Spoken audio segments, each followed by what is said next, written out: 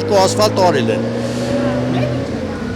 Ասֆալտ ուրիշ ոչինչ։ Ես ամբողջ Հայաստանում ասֆալտից բացի ինչ են անում։ Այդ իմանում եք։ Տեղստեղ խնդիր է։ Թոշակառուներ սող բողոքում են, լրիվ խնդիր է։ Բացի ասֆալտից ուրիշ բան չկա Հայաստանում, ես այդ կոսեմ։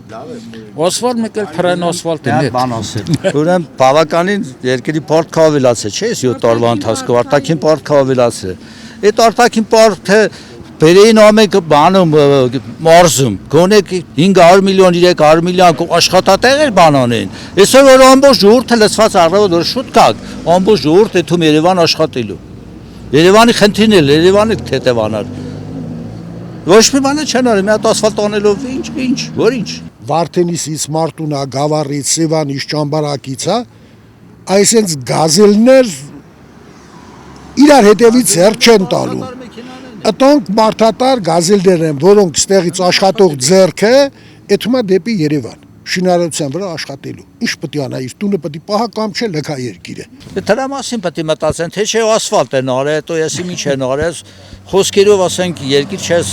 ժողովրդին չես կերակրի։ Պարոն Իսպիրյան, ասֆալտը անում են եկամուտների հաշվին, ոչ թե պարտքի հաշվին։